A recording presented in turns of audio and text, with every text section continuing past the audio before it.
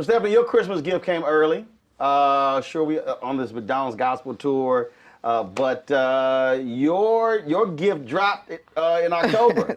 Yes, my album. Yes, Mighty Strong God. What a mighty Christmas gift that was. Right, Yes, right. sir. Produced by Pastor J.J. Harrison on RCA Inspiration record label, and I'm just really excited about it. Did you ever think you would be in this position, not only dropping the album, but being on this McDonald's gospel tour? No, sir, I never thought that I would ever have my dream to come true. But I do know that God's promises are God's promises, and He's going to come through and see you through those promises. So I'm excited. I'm still in awe of what is going on, and I definitely didn't think that I was going to be on the McDonald's. I watched every year of this show. 15, yes, that's 15 years. 15 years. I watched every year, just like I watched every season of the BET Sunday Best Show.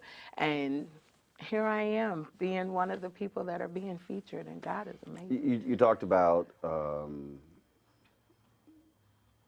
when there are promises, but the reality is when people are going through stuff, they don't see it.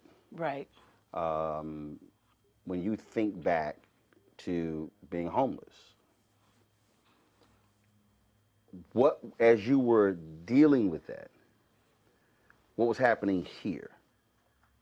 What was going on in my mental, I definitely didn't see God's promises of, becoming a recording artist or any of that. What I saw was what I was facing.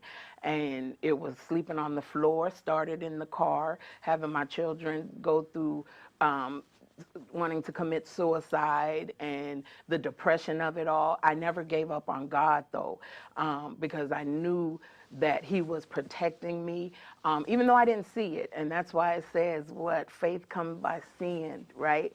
And so you have to imagine the big things that God has in store for you. And I struggled with that. I went to my pastor and said, can I sit down? I was the minister of music, because what So you were the minister of music while you were homeless? Yes. Yes, sir. I sure was. And I sang, and when I stopped believing what I was singing, I asked if I could have a sit down, because I needed to connect back with God. I didn't get angry with God, but I had unforgiveness in my heart. I was bitter. I had hate in my heart for what had took place. My father died. I had just had a major surgery of having cancer, and my dad died a week after I came home, and he had a great bill of health. So it was, and then I lost my home like 4 days later by loved ones, and that hate started, grabbing a hold, and for me to hate someone and then be singing about God making a way, it wasn't connecting for me. So I personally had to have a sit down, and it wasn't no sooner, probably a couple of 2 years later, that I came in contact with the late Reverend Bishop. He was Bishop Reverend Rance Allen, and he told me about my Job season. I was in a Job season, and even though they slay me, yet will I trust him. We forget that we have to pray for those who hurt us and despised us. And I couldn't pray blessings because me and my kids were homeless. But how did y'all meet? The Bishop, Rance Allen. Yeah. How did you meet Rance Allen? He came and did a revival, and they asked me to sing. And I shared a bit of my testimony, and I've always looked up to him. And I shared a bit of my testimony. I didn't go into a whole lot, but he said he saw the hurt. He could hear the hurt. But he also told me that once I forgive and start praying for these that have hurt me, God would open up doors. And probably 6 months later, God opened up the door for me to be on BET Sunday Best. It's hard for a lot of people to hear that and go, yeah, but how could you not be mad? Right. How could you not be angry? And you said you were not mad at God, but you were mad at people.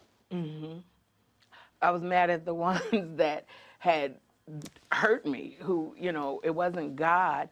But I also know that God came to me and told me that he took my father. He took all of this because I was so stuck on relying on my father for everything. You know, when I went through, I called on Daddy, and I didn't call on the daddy above. You know, my faith, I wasn't putting my faith in action. And the sad thing is, I sang for years and telling people how you can get through this and you can get through that. And as my life was going, I wasn't believing what I was singing, but just so used to being in the church and doing it, it became normal. You know what I'm saying? It was a learned thing, and God said, I need you to trust me. So he took my dad, and people don't understand that when I say that. He took my dad because I was dependent on my father so much, and he wanted me to put my faith in action. And once I put my faith in action, I forgave those people. I have no animosity towards anybody, even not just those people that put me out and my children out, but church and all that. I forgave all that, and I said, well, God, for you I live, and for God you I die, and I just want you to have your way in my life. And he started opening up doors, even in the midst. And just because he opened up these doors doesn't mean that I still don't go through stuff. And people have to understand that. You know, we still go through struggles, and it's just putting our faith in action. This is the Inspiration Gospel Tour. Yes. And when you think about gospel music, when you think about people who have attended or watched this tour over the last 15 years, how does the music actually inspire? I believe the music inspires the people because it gives them hope. Like we're doing the Christmas celebration, and it's giving people that may not have a family and the joy and feel the love. Here we're being able to express, you know, all this happiness that's going on, even in your hurt and even in your pain. And I know it's hard to do that. But I think that music, when you let it manifest in your spirit, whatever the song is, I think it just brings a whole much of love and light. So when you said when you went to your pastor to reconnect, that was interesting about that is, did you step away? Did you say, you know what, I need to be refilled, I need to be revived? Because there are a lot of people who, people don't think about it that way, but the reality is there's church that people see on Sunday, then there's Monday through Saturday church. That's actually work. And folks get burned out, and they have to. There was a pastor in D.C. who said, "If I don't take the sabbatical, I probably will leave the ministry." He needed. He said, "I'm empty." He said, "I have nothing left." He said, "I need to step away from this. I've got to get refilled." A lot of folks don't think about that when you talk about those who work in ministry, who don't realize that they're carrying the burdens, and everyone is asking them, "Oh, please pray for me." But then it's like, yeah, but who's going to pray for us? Yes, yes. I didn't leave the church. I just asked to sit down for a few months to reconnect and to allow God to minister to my heart. And So you stopped singing in church? I stopped singing for a while, yes. So sir. And how many months was that? Probably about 3 months Which meant that when you were going to church, you were a parishioner. You were not a participant or a leader in ministry. Right. So you had to look at it from a different angle. Right. And here's the thing. They didn't want me to sit down, but I had to do it for myself. You know what I'm saying? So you set yourself down. I set myself down. I went to my pastor. He's passed on. And I asked him, and I told him, I'm not feeling when I'm singing Waymaker and I'm sleeping on the floor. That ain't connecting with me. You know what I'm saying? When I'm going to the food banks, that's not connecting to me that he's a way maker and he's a miracle worker. Even though I know that he healed me from cancer, I'm still sleeping on this floor, and my kids are sleeping on the floor. That ain't connecting. And made a way. I'm not seeing that way, so I need to have a sit down. And he honored that, but the people didn't understand that. And I started looking at because who's praying for me? And I know I had a praying pastor, but the congregation, it was always gifts that we give. And I was empty. And I was bitter, and I was hurt, and I just was, but I never said, God, I'm mad at you. because it was working for my good. I just didn't see it. And here I am today. It worked for my good. And see, one of the things that I love it when I was talking to somebody years ago, and they were talking about Bishop Jakes in the Potter's house, and I said, well, are you going to acknowledge the Bishop Jakes prior to the Potter's house, when he was in West Virginia digging ditches, when his wife and they went on food stamps? Because I think, again, people will look at you and go, oh, look, I mean, the album drops and you're on this McDonald's tour, and then you win a BT Sunday Best. But I was reminding people, but you can't truly talk about somebody's story unless you tell the whole story. Unless you say, no, this is what they had to get through to be at this stage. You just didn't just pop onto this stage. I didn't just pop onto this stage. I had to go through some stuff, and that's why I say God's promises, because back in 2006, someone prophesied to me that I would be standing in this space, and then it was confirmed with all them years later in 2019. So 2006. 2006, somebody prophesied to me that I would be standing in this place. And for 14 years, you like, For 14 hello, years. Yeah, can you please? But see, I think that's where the patience comes in. June 2000, God had me write all this stuff down. I'm going to be doing this and this and this and this and this. So I'm like, right, let's go. You're right. And this is what he says. He says, no, you have to wait. I'm like, hold up. Yeah. He said, because I have to. He said, the people that are going to make these things happen are not yet in place. Wow. I have to move these folks to be in position, but you have to wait. And I think that's the hardest thing for a lot of people, when something's been prophesied to them, and you have to wait for it. And things had to line up, because it wasn't just this is going to happen. He told me that I had to change my lifestyle, because I was doing some stuff, right? And still in church. And I was singing in the clubs, and I was partying. My mother had died in 2004, and I began to do prescription drugs just to ease the pain. And when that wasn't enough, I started drinking to add on to it. But I would still sing, and nobody knew that I was hurting. My mom is gone and I'm hurting, but to minister to the people, you know what I'm saying, is what I was taught. You got to minister, you have a gift. And so when this man came in 2006 and shared all this stuff, you have to start lining up.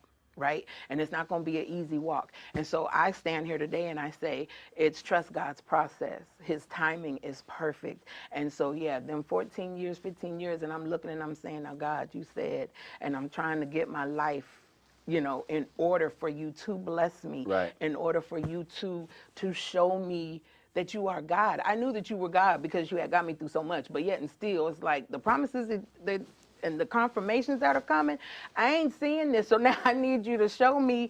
And it was like timing. And timing is perfect. And God's timing is perfect. And it puts your faith to work. You know what I'm saying? And that's what it was doing, and it's still doing for me. That's what I'm saying. I think it's a matter of, you want it, but do you have the patience to wait for it? It's a trust me in providing it. I think that's what also jumps out. You mentioned how many kids? 4. When you talk to them now, when they are talking about this life now, what are you reminding them of before now? I remind them of what we've been through and where we are today. And, they're old. They're all grown. I have one 17-year-old. This is her last year in high school. And because they've seen so much in the church, because that's where we grew up. Right. Things that I was taught, I'm going back and saying, forgive me, because that ain't right. You know what I'm saying? Right. It was something that they came up with, and so now they're getting on their path for Christ, because I can only do so much, but they're seeing that God's blessings, what he promised you, when you start lining up, they see that it's true and that they got to put their faith in action. They can't go on mine. When you look at this lineup of this roster of artists, does it cause you to go, how am I sitting here? It does. Like, how am I mean, John Lawrence, and Yolanda Adams, It and does. Fortune, and Carr. Wait a minute, hold up. You trying to tell me my name is going to get mentioned in the Yes, same sir. reading as their names? I just say that's God. Because when I looked at the lineup, I was like, what? My nerves got bad quick. But I grew up on the Donald Lawrence and the Yolanda Adams, and I love them. Carr, I love all of them. All of these and I think they're great talent. And we all have something different to bring to the table. And I listen to all their music, but I was just like, God, thank you. Thank you for this. You know what I'm saying? Because this is all you to put me before great men, because I think that these are great artists. So when you say kids want a Happy Meal, you real happy, huh? I am real happy. The kid in the candy store. I am celebrating Christmas early. God is just amazing. Who would you love, whether they're gospel, whether they're not gospel? Who would you love to do something with? It don't have to be gospel. No. Listen, let me tell y'all. Tank, I think his real name is Daryl. Right. Tank, I love him. And he's an R&B artist, but I love him. I would love to do something with him. It don't even have to be a gospel song. Really? Yeah, I just love him. You ever met him? I've never met him. So what, you listen to his music and never met him?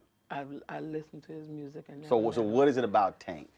Because I know that he came from the church, and it's just his voice, his vocal ability, and I have to admit, I love male singers, but it's just something about him. He seems really nice. He seems really cool in his music because of the type of music that he did back in the day growing up. Right. It was that real R&B, you know what I'm saying? That, it wasn't all about sex and stuff and things like that, but even what he does now, I just love. His voice is amazing. I'm sorry. I love him. Well, let's see. Let's see if Tank answers the phone. Don't do that. Let's see if Tank answers the phone. Oh my gosh, Let's do not have me cutting up here. Let's see what happens here. I don't know if he has an Apple phone, or if he has if he has a Samsung. That what do they call the Android? Yeah. So let's see. Oh my gosh. He may answer. If he don't, we're gonna leave a voicemail. Okay. We're gonna leave a voicemail. Look at you. What? Rolling by. Sorry. Like. No, I'm calling him. Oh my God. Okay, hold on. Let's see here. All right, we're gonna do this here. We're gonna see if he answers this here. Sophie. Hello? Tank. Yep. Roland Martin. What up, Doc? I'm sitting here I was just FaceTiming you. I'm sitting here doing an interview in Houston for this McDonald's gospel tour. And there's a sister on here. She won BET's Sunday Best. She was homeless. She went through all kind of drama. Dropped a new album last month. So I'm interviewing her, and I said, her name is Stephanie Summers. And so I said, name me an artist, gospel artist, non-gospel, who you would love to do something with. She started having heart palpitations, and she said, Tank. And I said, well, have you ever met Tank? And she says, I ain't never met Tank. I don't know Tank. All I know is she was just going on and on and on. Oh and I said, well, you know what? We're going to call Tank. And she thought I was lying. So I'm gonna pass her the phone so she can just say, hey, Stephanie, that's Tank. Hi, Tank. How you doing, Stephanie? Oh my Congratulations gosh. to you. Thank you so much. Oh my gosh. Oh my gosh. I love you so much. I love I you. love you too, then. Shoot. Yeah. I told Roland, I love your music. I follow you. I listen to your music. You in my playlist, sir. And I love the Lord. Well, let's figure out how to get something done. Yes. Oh, yes. Yes. Yeah, we make that happen, man. It's easy. We gotta stick together. Yes, sir. Oh, yes. And I said, and it don't have to be gospel. I'm Well, just. you know what? It's like, I was raised off on commission, and I know. so I've always been progressive in terms of my my conversation. You know what I mean, when it comes to the spiritual part of it all. So Yes, sir. I think there's a way to communicate that, man. There's formulas from our OGs, BB and CC, and Yes. of course, like I said, commission, and from Fred, and Yes. of course from Kirk. Like there's formulas. You know what I'm saying? That Yes, we can tap sir. into, and it can be really dope. So I'm with you. I'm Oh, rock with you. thank you so much. I love you so much. Oh my gosh. Make sure Roland give you my information. I will. You got it on speaker? Yep. Yes. Okay, yeah. Take my information, text me, let's figure it out. Thank you so much, Tank. All right. Oh my gosh. All right, Tank. Take care. Brother, appreciate you, man. Not a problem, bro. Not a problem. Oh my gosh. All right, peace out. Yo. Listen, I'm almost 50 years old, acting like a little kid. This is okay, I'm sorry. Oh my God. I did that with you too. So You did what? all this that I'm doing right now. When they said I was interviewing with you, I went into like complete kid mode, okay? Well, I was trying to be professional. I'm gonna hook you up and Oh give you my Tank's gosh. number. Okay. Oh my gosh. Okay. I done cried already, so I can't. I gotta go rehearse with my makeup on. It's all good. It's good to meet It you. was nice to meet you too. Thank you so much. Let me know when y'all do something. I will. All right, Yes, then. sir. I Thank appreciate you. it. Thanks a bunch. I appreciate you. Thank you. We good? Okay.